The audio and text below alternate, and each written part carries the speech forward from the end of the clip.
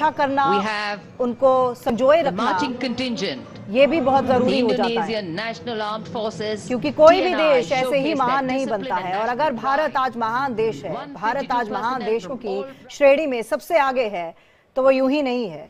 Retired air marshal OP Tiwari ji एक बार फिर से हमारे साथ मौजूद हैं।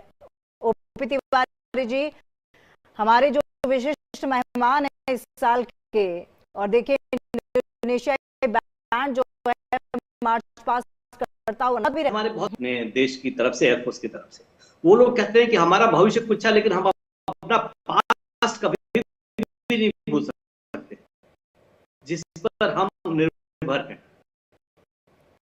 उनकी एक टीम जो आती है रामायण दिखाने के लिए, हमेशा आती है रामायण के साथ। उनके जो भविष्य है, जैसे उस तरह को देखा जाए तो उन्होंने गायत्री मंत्र को भी एक गाने के रूप में भी एक एक्सप्रेस करने की कोशिश की है।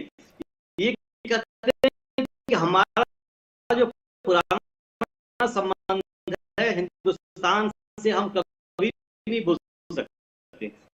हम जो आज भी हैं उनकी वजह से इज्जत है बहुत। इस तरीके से अगर संबंध, एक इतना बड़ा देश है जहां पर मुस्लिम की पॉपुलेशन सबसे ज्यादा है विश्व में, उनका बहुत ही लार्ज पॉपुलेशन है और उनकी इकोनॉमी भी काफी अच्छी है, उनसे संबंध हमारे लिए बहुत महत्वपूर्ण है, क्योंकि हमारे जो एक्सपोर्ट्स और इंपोर्ट्स होंगे उसमें हमें काफी अच्छा खुद ही मोटिवेट होकर आते हैं कि हमें भी ये चाहिए।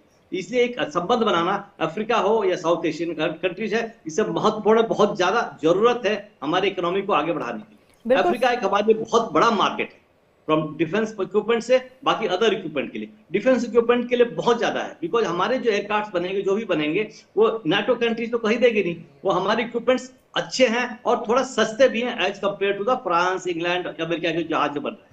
ये अफ्रीका भी बहुत बढ़िया मार्केट है, इसलिए आपस में संबंध बनाना, दूसरे देशों के प्रति व्यवहार बढ़ाना, ये बहुत आवश्यक है, ताकि हम अपनी चीजें उनके यहाँ एक्सपोर्ट कर सके और उनके ऊपर विश्वास पैदा कर सके। ये सब काफी चीजें इसलिए हमें शेयर करनी पड़ती है। वो हमारे ट्रेनिंग के लिए आते हैं, परेड में आते हैं, ज्यादा एक्सचेंज प्रोग्राम्स, जिससे आपसी एक दूसरे के डिपेंडेंस, एक दूसरे के भाव समझने में अच्छा लगता है और हम आगे बढ़ते हैं।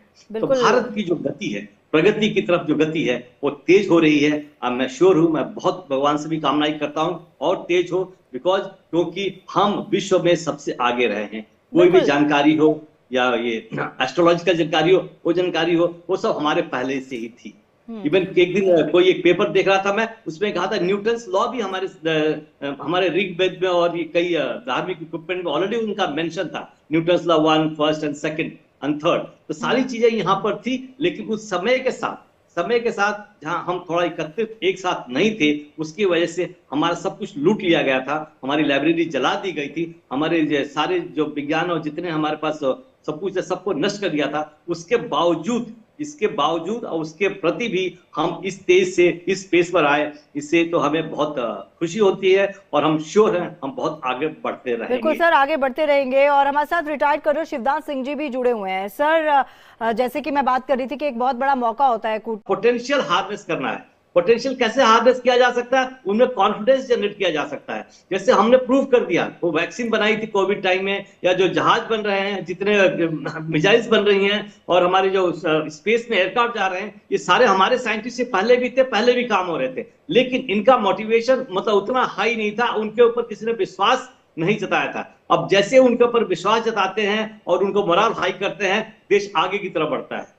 देश को मुगल खाली कर गए, अंग्रेज खाली कर गए, हम तो सबसे आगे हुआ करते थे। सब खाली होने के बावजूद भी, जैसे कर्नल साहब बता रहे थे, एकदम गरीबी देशों के ग्रुप के श्रेणी में आ गए। अब उसके बाद से हमें समय नहीं लगेगा, क्योंकि हमारे पास रिसोर्सेज हैं, हमारे पास कैपेबल लोग हैं, हमारे पास स्किल्ड लोग हैं और आगे बढ़ेगा। अब इस तेज पर, इस रास्ते पर, इस पथ पे, इस रास्ते पर जो हमारे देश को लेके आ गया है, हम बहुत आगे बढ़ते रहेंगे। और जहां तक सैन्य शक्ति का सवाल है, भारत का एक मुख्य उद्देश्य डिफेंसिव है। भारत का चीन जैसा ये विकास आगे बढ़ने का कुछ नहीं है, बल्कि हमें जो हमारे एडवर्सरीज हैं, हमारे दुश्मन हैं, उनको हराना है।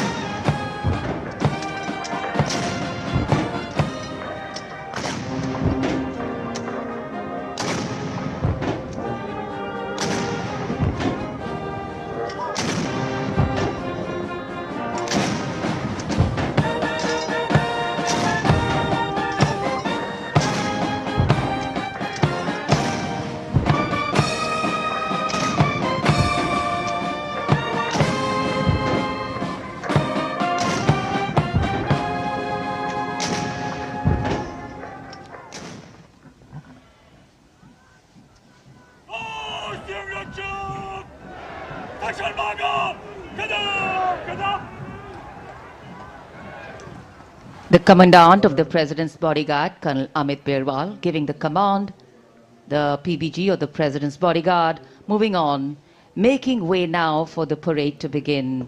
तो देश के गौरवपूर्ण इतिहास का प्रतीक राष्ट्रीय पर्व गणतंत्र दिवस और कश्मीर से लेकर कन्याकुमारी हो और कच्छ से लेकर कोहिमा तक पूरे देश में हर्षोल्लास और धूमधाम के साथ मनाया जा रहा है। और ये तस्वीरें आप कर्तव्य पथ से देख रहे हैं, बेहद खूबसूरत तस्वीरें। और अब आप देखिए थोड़ी देर बाद झांकियां प्रस्तुति उनकी शुरू होगी और हर राज्य की अलग अलग झांकी और हर राज्य की झांकी में कोई ना कोई संदेश जरूर छिपा होता है। बेहद खूबसूरत तस्वीरें। और इस बार परेड में कई चीजें हैं जो पहली बार देखने को मिलेंगी, जैसे तीनों सेना हो, चाहे थल सेना हो, वायुसेना हो, नौसेना हो, उसकी झांकी जो सशस्त्र बलों को उसके बीच में तालमेल को दर्शाएगी। और हम आपको बता दें कि इस झांकी में युद्ध के मैदान का परिदृश्य दिखाया जाएगा, क्योंकि भारत का एक बहुत बड़ा एसेट है, बहुत बड़ी मजबूती जो है वो हमारी आर्मी है, हमारी सेना है, हमारा डिफेंस है। और उसी को लेकर आज ये पहली बार होगा कि तीनों सेनाओं की, चाहे वो जल थल सेना हो, चाहे वो वायु सेना हो, चाहे वो नौसेना हो, उसकी झांकी देखने को मिलेगी। जल और वायु में समन्वित अभियान का प्रदर्शन किया जाएगा। तीनों सेनाओं की झांकी का विषय सशक्त और सुरक्षित भारत होगा। औपचारिक परेड की शुरुआत 300 सांस्कृतिक कलाकारों द्वारा देश के विभिन्न हिस्सों को प्रतिनिधित्व करने वाले वाद्य यंत्रों पर की जाएगी।